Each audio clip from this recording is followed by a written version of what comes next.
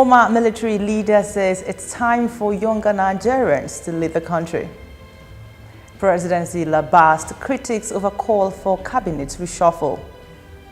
Former aviation minister criticized government over list of looters. PSG star debunks report of Neymar's move to Real Madrid. Details of this and other stories in a moment.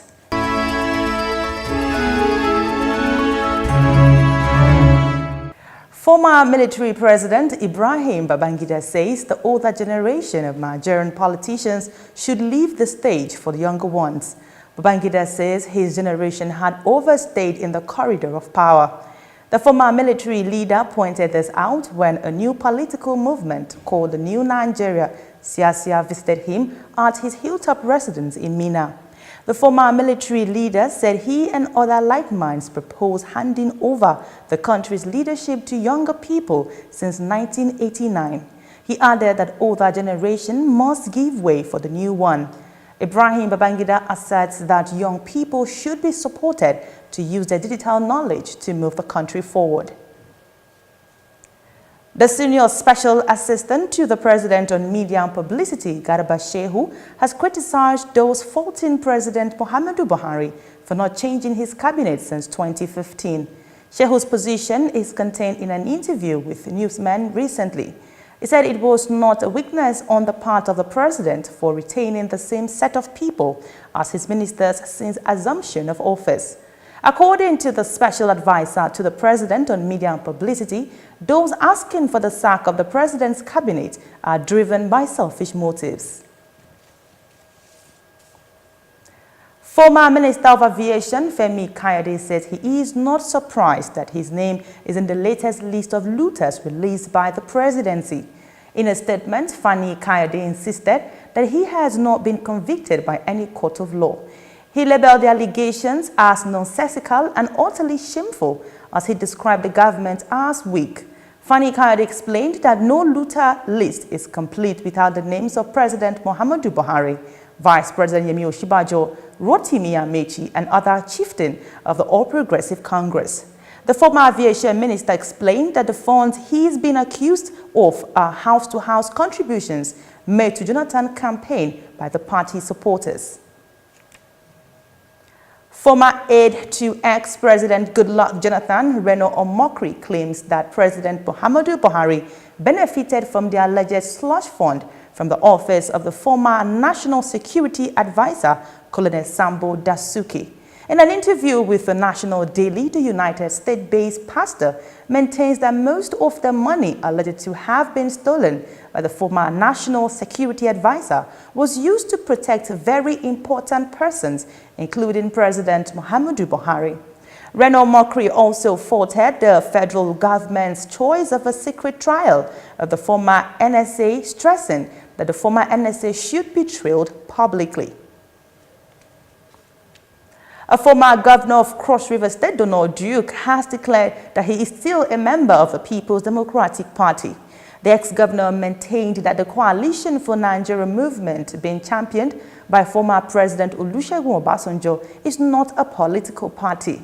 According to Duke, the Obasanjo coalition has members from various political parties. He spoke at a public lecture organized by the Nigeria Movement for Positive Change in Lagos recently. Duke pointed out that the coalition was only concerned with sensitizing Nigerians to rise up to the challenges facing the country. After the break, Serap urged federal government to withdraw looters list.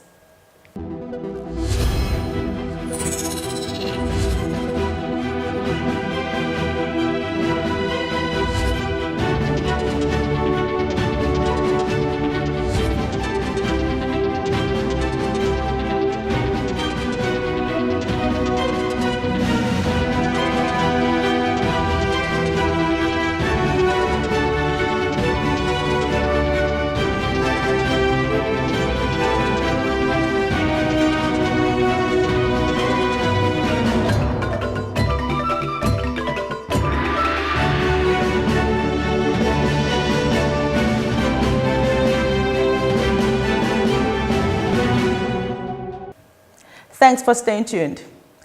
Socio-Economic Rights and Accountability Project (SERAP) has urged the federal government to immediately withdraw what it called clumsy, arbitrary and selective looters list released last week. SERAP, in a statement, said the list would seem to serve a political objective or carry out political agenda. The civil society organization said the list can only diminish the government's ability to fight corruption, frustrate its goal of transparent governance, and allow suspected perpetrator of violence to escape justice. SERAP also said the publicized list might deny victims of corruption justice and effective remedies. The Minister of Information and Culture, Lai Mohammed, had on Friday released the list of some of those who have allegedly looted the nation's treasury. The names in the list were mostly PDP chieftains who are currently being tried for corruption and financial crimes. Reacting, SERAP, in a statement signed by its executive director, Aide Mumuni, said the authorities should withdraw the looters list and come up with a comprehensive list as ordered by Justice Hadiza Shagari last year. A former deputy national chairman of the People's Democratic Party, Olabode George, says everything that has a beginning has an end. Bode George was reacting to a statement made by All Progressive Congress leader where he warned Nigerians not to listen to the apology made by the PDP. Dismissing the remark by Bola Tinubu, the PDP chieftain said Tinubu should stop parading himself as God. He added that the former Lagos State governor should remember that one day he will die as all humans. Moving on to sports. PSG star Kylian Mbappe says reports linking Neymar with a move to Real Madrid at the end of the season are nothing but hot air. Neymar has only been at the Parc des Princes since PSG smashed the world transfer record to bring him in from Barcelona in August.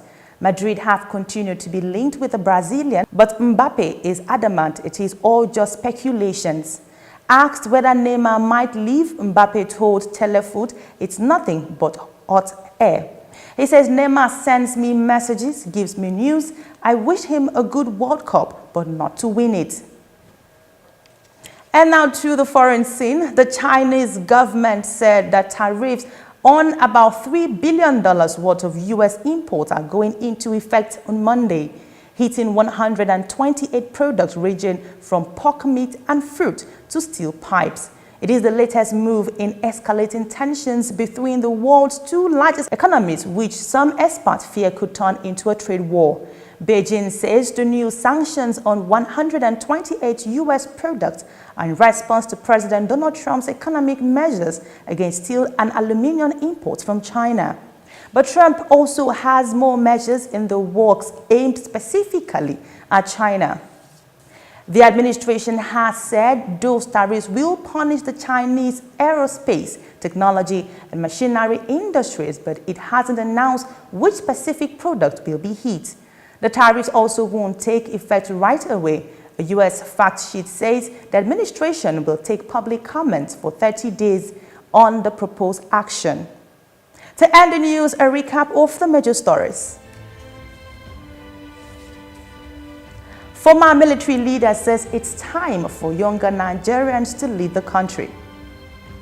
Presidency lambasts critics over call for cabinet reshuffle. Former aviation minister criticized government over list of looters.